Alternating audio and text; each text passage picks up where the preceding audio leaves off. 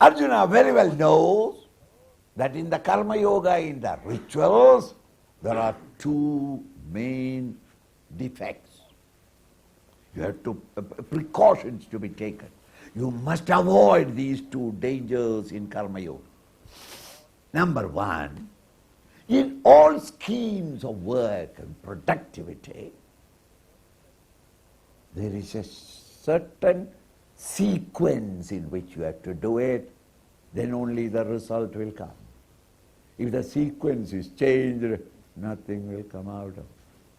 Prepare the ground, remove the weeds, water it, and when the land is wet, you sow the seeds and wait until it grows, and when it is fully come up, then harvest it. This is sequence. Supposing you first water it, then sow the seeds, then plow it, then forget to remove the weeds. What will be harvesting will be beautiful weeds, healthy weeds, because the land is tilted and then the fertilizer is put, and therefore the weeds will grow beautifully. You will be harvesting because the sequence you have broken. Another thing is pratyavaya. Pratyavaya means if an action is not done exactly as been said in the Shastra, it can rebound upon it. Instead of bringing happiness and blessings to you, it can get cursed and disturbing or destroy. Now, when I say about the ritual, you say that it's all superstition. In everywhere it is so. Nowadays, youngsters are always making small, manageable bombs in their own homes in the basement. Why? Revolution. My enemies I must destroy. For that, ready-made instruction booklets are always available. The various material necessary are always available. There is a market for it. And instructions are also exhaustively given. Now, you read the instruction and you are making it. And connect now the red and the blue wires together. According to the instruction.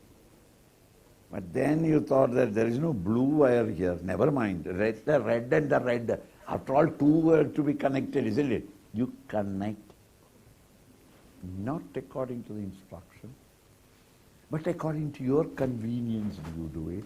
Sometimes that bomb, which is so powerful, can burst in your own lap. When the bomb bursts in your lap, there is no time for you even to say sorry. I didn't mean it. You can't say that. By that time you have become pieces on the walls. Whatever walls that are still living. Not only you suffer, but the people living in the house also may suffer. Nay, somebody going along the road innocently, he may get a ramble on the head and he doesn't know where it came from. Think. The more powerful the thing that you are doing, invoking, the more careful you must be. You must implicitly obey nature's law. Obedience to law is no questioning your authority or your independence. To know the law is wisdom, knowledge, and to live up to it is called wisdom. And you get benefited. Law I know, but then I don't care. Suffer then. Think. So abhikrama, the pratyavaya is, if the ritual or the karma is not properly done, instead of it bringing blessings to you, it can very often bring calamity to yourself.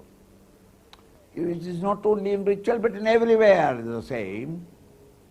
The more powerful the thing that you are invoking, the more careful you must be.